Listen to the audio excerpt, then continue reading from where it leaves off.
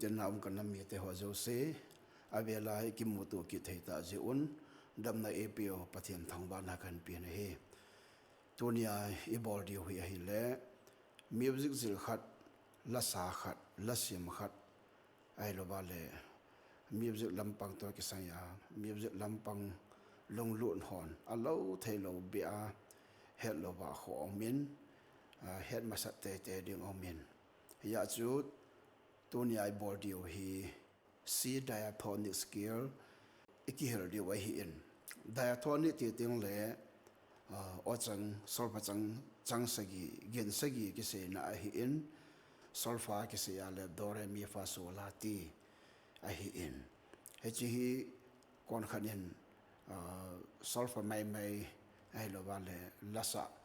solfa ho bung la ho ga vet mai de bo ba agel loi jong anom ji in e ho sunga hi a hi in music ball lasa lasim hon alo thailo ba i het di ba ho ta min tunia chi bol di ho hi music zilman hi zong le theory be in monaco na anavet over o sol phachang kiti music non hi abul pi ho ta bung hai kisima kipana kisa ham ti an heading de sa na zong a hi in to hi hobung la sate hi ben hobung la zong solfa umsu ke anors asa ding chule azi ding atum ding abona umsu ke hi in chabanga chu to a e bol dio hi instrument jo se ake mang de jong le gitala ding nga pa hi e bol dio hi in cha kan ko hi e mu so ke dio hi in si diatonic major scale diatonic ka se banga chu gin sagi anoya akiji ni chi number no na ki se ya le chum 1 2 3 4 5 6 7 8 hi number la ki se mal 8 9 ta chi ding hi in ai wanga solfa sa de ya chu chang sagi ke bo umai ya chu che chang sagi 7 atila ba na ho one heading one chunga ho bele chun che dot khatm ho o khatna sang de ti na to next skill la chu 1 to do heading 2 to re heading 3 to me 4 fa 5 so 6 la 7 ti actually cha do ai de tan achunga malkam ho het de wa hin o sang out tip khatna sang de ti na che number note na he ki se ya le chun achung langa khat ki o khatna sang na chu diatonic ki ti chang sagi ho chu na e ho he thei pen na chu he tan ai la si diatonic skill ong ki ti lo na hi a sol fa changa i he zo kalwal over he chi si adinga ama tonic ho a hu hi hung ki se he ta ya chu C 1 do D 2 re E 3 mi F 4 fa G 5 so A 6 la B 7 ti HC achunga bang hi ma ki ji ta pon ama sa de hello amin sei tho de itum masangu ba echelaya he alim hi veleu hen ipi umam ti ale si to di ke ka hi chelai gap a ong khat omen na aban le di to i ake ka azong a ong khat ki abam ting le vela chun i to f bang hi lo so na chelai kimat aban le f to g ake ka azong gap khat ki G to A ki ka zong gap khat ki ding A to B ki ka zong ki ding abana B to C ki nai hechlai la ki ji mat chu koi le ko ham ta le E to F hi ki kwai mat B to C ki kwai mat a he na G a chu C to D ki ka hi gap hi whole not whole akitin to high skill thu se we hin ajo phale abam ting le family ti ho jong hu chi ki de hen na in se ki de wa hin chi chun tu hen le be ho te bin si diatonic scale athu a chi chin pha na tum masanga mer chi te de ngai o mo hi ya chu si diatonic scale C D E F G A B chi sai tho de number not so na ke ji a le one a ma le do na mer chi de tu re at an mer chi de ta chu ya chu chen number scale ngan na hi a solfa jong kan ta ro ding ho bung lai sa di wa hi lo ji a hi che to ni wang hi iman lo phot dio na gitala de ya chu number not to h a b c aban le gitar tablature tab not choi le masan jong kan se tan aba de bam ban ang chi de to si diatonic scale chu an ha ve hotin a o a hi anangai ta dio ten na HC court hi in azwa ka se chu a o a gi na na mer chi ta de bin lang HC hi HC abana D E F G A B C che sang de na chi solfa de nga che pa hi do abana hi re mi fa so la ti do C D E F G A B C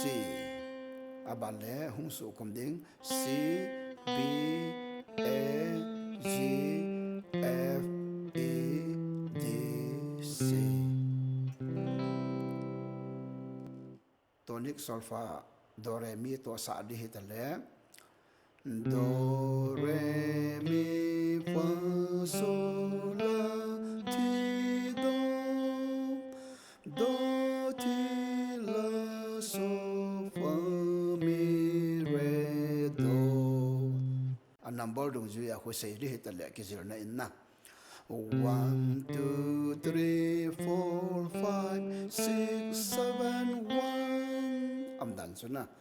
1 7 6 5 4 3 2 1 ai banga chu 1 hele do re mi ana sei ding ayu aka sei banga na he chi bol jing lai obin olai middle outip aumin chule high outip min low outip na osang chule olai onim chong chu kha be ni beta diute he chi he bale chun outip zi dan ai lo ba le am de dan he bale when middle outip ayu ai se pen u 1 2 3 4 5 6 7 he chi ho bale hen achung anua ya ta pop in ma cha ke su ki zi pol lo amai olai na a hi na ba le high outip 1 chunga ta pop su ke hu khat na ke koi le outip khana sang de na outip khana sang de ti na hin low outip number no ya dot ake ko ya le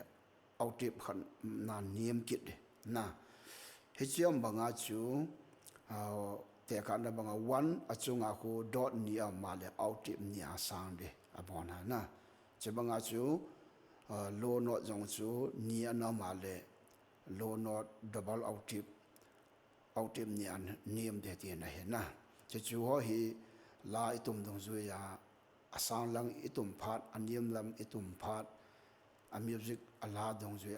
compose ke bor dong zu ya man cha de hin a o om dan asan anim olai itabong ham ti chu chiong chu ga ba no hi inna ban lam ting le pha phai ni wa i bor so mo ba le cho chu hung ki mang jing ding a hi in hung ki ji na mu ting le na long don long na ding na ve ke no ten si diatonic scale anoya ko bele so quarter note ati energy amasalai lesson 1 2 3 lampang ne bol ba chu quarter note bo khat bit khat sang khat ti ho chu ne sei ta ben na he che ba hi ajwa se o bit bele han na chi hi 1 2 3 4 5 6 7 1 to ai che chung la nga yo ka se chu chi hi kan pe ding kan zwe ding anangai ben lang dang to ap to che re ti na hen na anang ai tien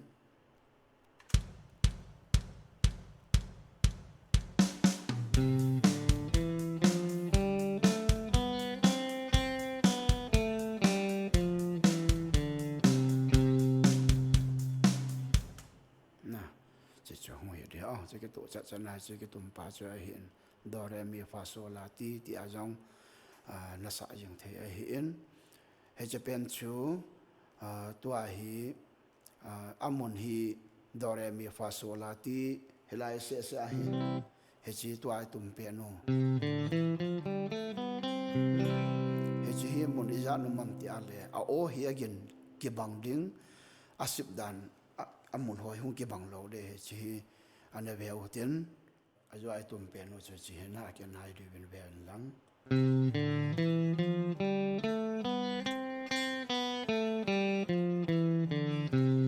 chim cho na chi khar ka sai ta tua hi chi finger 1 2 3 jang thum na pa kho zum me u pa ki sin ke tum ma hin tua hai khut la ya ki sin amun hung ki bang lo de lai ke ba nga dong lai che lai mun he ke ba nga dang ke bang lo de anang ai ade be mo na so na chi tao chi de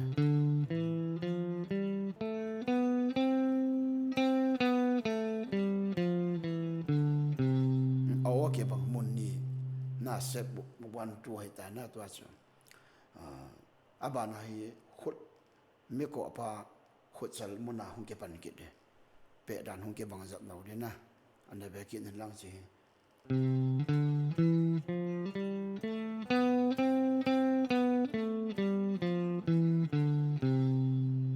me o het he lenga na mun thome ta sa o ke bang so atum dan amun hi aki khial banga a o hi ke bang bang je abana hi string number hi janggo me ding guitar fret hi fret git na pa hu hi ding kama cha ka sip de ta hi che na ta che de che fret git na ki tum pa hi ana ve o te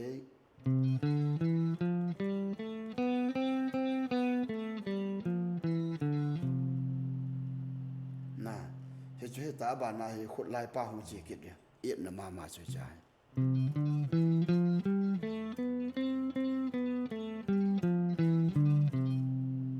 aban le khut mi ko pa chi kit de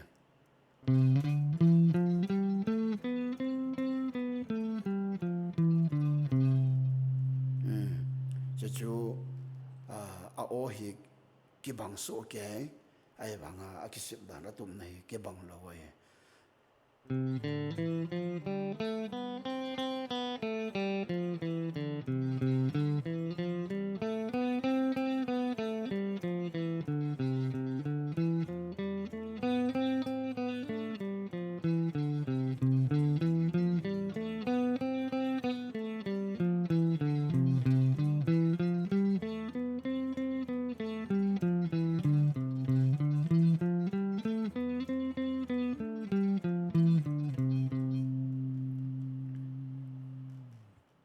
i pe chu chi fret he cha bul lama pa na fret it som na ni chen ge pha na mun chen ge hi e tu mo hi in he chi khat ve si da ton skill a note to ai tum pa chu bit khana chang ni ni ana he chi ve le chum 1 2 chu do re he ta 3 4 chu mi fa hi jing ka se panga bit khana chang ni do re mi fa sol la ti do ti la so fa mi re do atira chai nai do chi bit li na bo pi le ke chai number no na ki ji dan chong chu ga ba no he na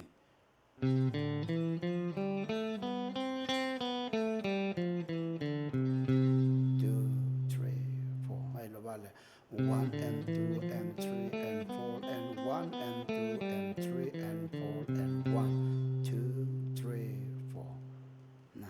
che chu yo pa le gok mo ba e pe de phe cho chi ayo ka na se he che pa he to ai finger to a chi pa a not kan ba sa ke ding he chi fret 3 5 2 3 5 2 4 5 na 5 4 2 5 3 2 5 3 3 1 and 2 and 3 and 4 and แต่ส่วนละสิมจึงได้เห็นนะ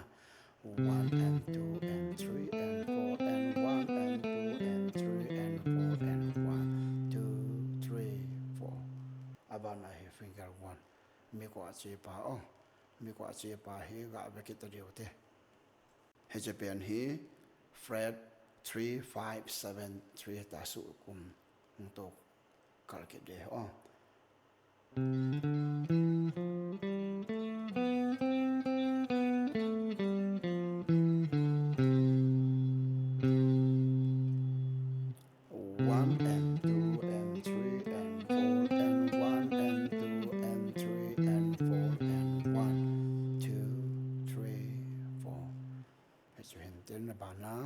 abana fret it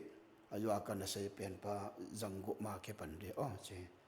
1 and 2 and 3 and 4 and 1 and 2 and 3 and 4 and 1 2 3 4 ตัวให้แหละ fret it มาให้ดิ 1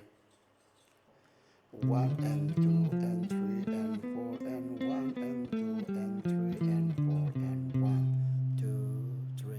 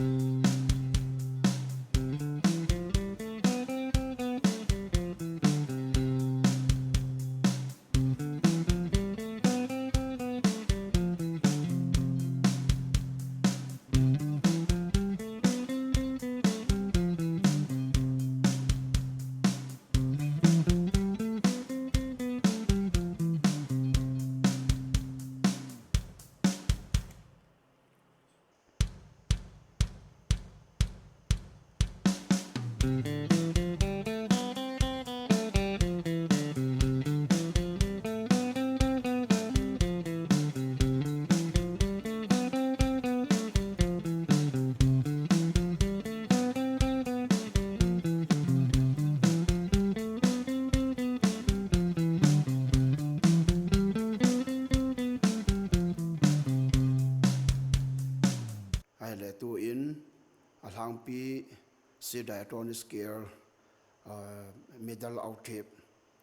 กิตุมดันและอาฮิลเชนจูทำขับเบะเฮเจนไทยแต่เดียวเป็นตาสันโอเมนจีฮีเป็นน้ำตาและ blue scale rock scale หัว pentatonic หัวเฮดมาสังไอจีจังสกีโอหงกวนดอนฮีเฮดมาสังไงมาหมายหินยาจูเฮจูกีตาร์มังจาอิเสวหินเฮจอยสิจูคอร์ดเฮตาสกิลอิตุมหัวจู A not บัวหินจีฮี beginners เดล basic skillดันเฮดและไม่เมดอินสปีดยัดจันนาตุมา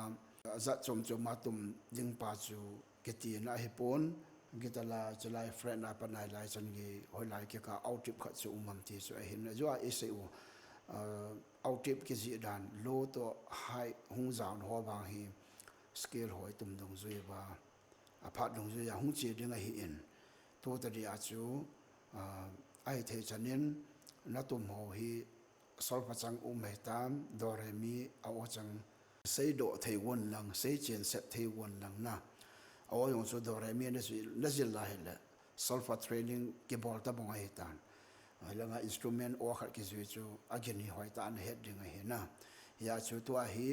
ซีไดอะโทนิสเกลพาตานเฮดเจนาฮิเลอบานาฮีดีไดอะโทนิสเกลหัวนะอามาหัวอบานาเฮดนี่หุ่งใบดึงไอเห็นเจ้าบานาฮีซีโครเมติสเกลเก็บฟอร์มดันอย่างนี้เสกเดียวนะกิตาร์แกบโน้ตนะหุ่งเก็บเปโตจุเลนนัมเบอร์1 2 3โน้ตปาตจนปาตาเฮมเอเวจิงว่าอีกทีเราจึงเดียวเห็นตินกิจเราในกิติฮีเอเดียเหมาะจบการเทปนเฮ็ดมาสักดิ่งเจนป่ามาสักดิ่งไม่เห็นตัวซีไดอะโทนิสเกลบางอาจจะอยู่และ minor scale หัวจงแต่จะ pentatonic major pentatonic ตัว minor pentatonic ของเกี่ยวกับมาเลย composable APP หัว lá số lô tụm phát dòng lệ ý thế cái màn hầm thì họ chú ở bàn này sẽ điều về hiện à cái đấy sao bên hi à tụm bầu tụm nál thô lâu đinh sol phát chẳng nó tụm nọ dạn hồ lệ nọ dòng dị độ thế đinh nọ thì là lá chẳng hiểu là guitar tape note cái bôi number note cái bôi and staff note cái bôi na dị độ thế thế đinh chú guitarist khát kỳ ra lá sa khát lá sim khát kỳ ra guitar kỳ miền hết rồi not exit thế rồi cái tí số thì lại mi mà sao anh đã bỏ rong lệ tu lại và nuôi mi khăng tô cả mấy tàn hết chỉ hạ ta hết chỉ bị điều để sản này chứ in một na quay tập bằng lung lụa na